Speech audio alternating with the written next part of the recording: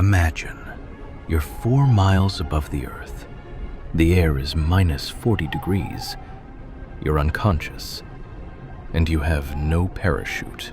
This is exactly what happened to 24-year-old American airman Alan Magee on January 26, 1943. He fell 33,000 feet, that's over 6 miles, straight down, and 20 minutes later, he opened his eyes inside a Nazi hospital and asked for a cigarette. January 26, 1943. Alan Magee was falling at 220 miles per hour from 33,000 feet with no parachute. He should have died instantly. But 20 minutes later, he opened his eyes inside a German hospital and simply asked for a cigarette. What happened between the sky and that hospital bed is the kind of story that makes you question fate, life, and what it really means to be given a second chance. And to understand how a human being could fall from such a height and survive, we have to go back, way back, to the world that shaped Alan Magee.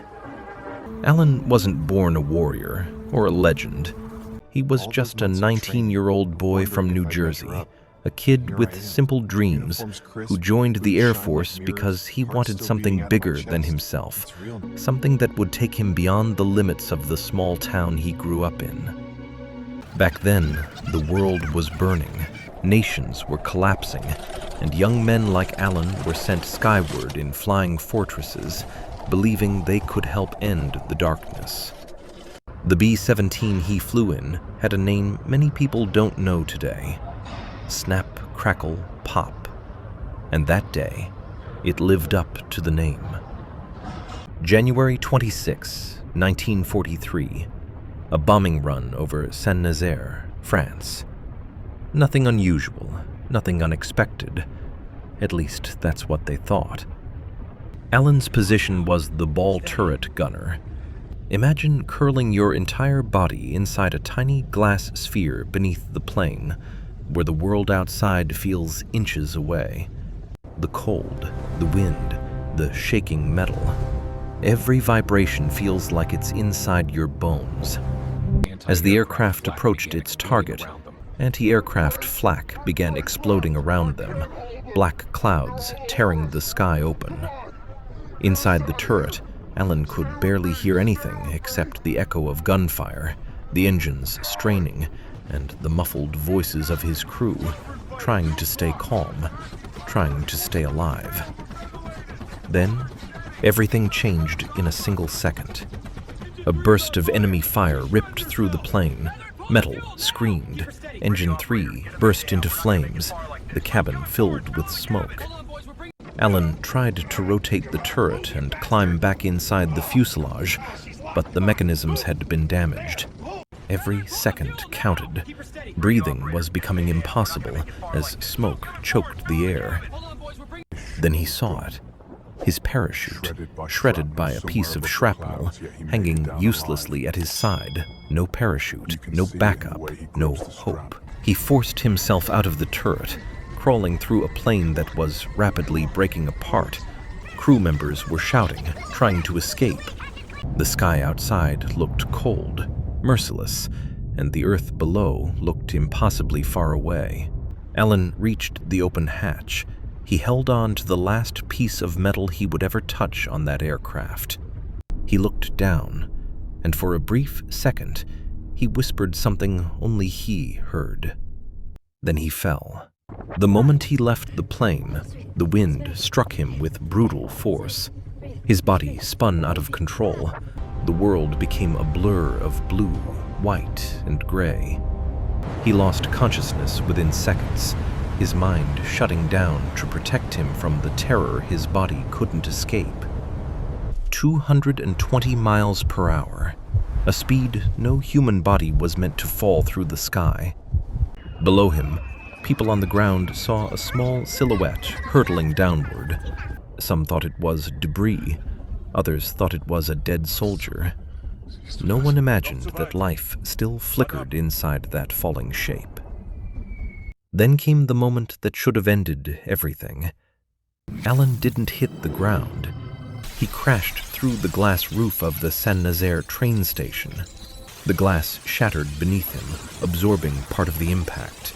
Wooden beams slowed him just enough, breaking before his body broke completely, and he slammed onto the station floor with a force no one could believe.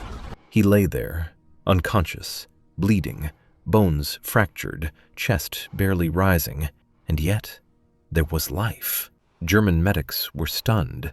They had seen soldiers survive explosions, but no one survives a fall from the sky. They carried him to the hospital, whispering, "Wunder," miracle. His arm was nearly torn apart, his leg shattered, ribs crushed, a lung collapsed, his face bruised nearly beyond recognition.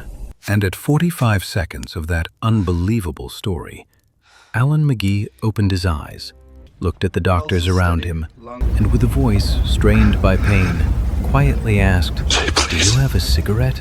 Even the German staff couldn't help but laugh, not out of mockery, but out of sheer disbelief at the resilience of the human soul.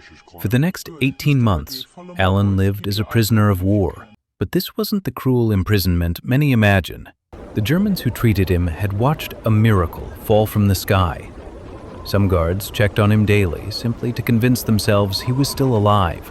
In those long months, he thought about his life, his parents, his dreams, the friends he might never see again, and he wondered, why did I survive? What does life want from me now? When the war finally ended, Alan returned home. Doctors told him he would never live normally again. Too many injuries, too much damage. But Alan refused that destiny. He learned to walk again, inch by inch, bone by healing bone. He rebuilt his strength, rebuilt his spirit, and rebuilt the man he wanted to be. Years later, he returned to France, not as a soldier, not as a victim, but as a man who wanted to face the place where life almost ended. He visited the station he crashed through, met locals who knew the story, and they treated him like family, because in their eyes, he wasn't an enemy. He was a miracle that belonged to all humanity. Alan didn't survive because of luck alone. He survived because sometimes the universe decides that a story isn't finished yet, and Alan's story was far from finished. He spent the rest of his life sharing laughter, love, and gratitude with his family. He lived long enough to hold his grandchildren, long enough to look back at the sky and whisper, "Thank you. I'm the luckiest man alive," he once said. "I got a second chance." If these stories of impossible survival move you the way they move me, hit subscribe, because the next one might just be even more unbelievable.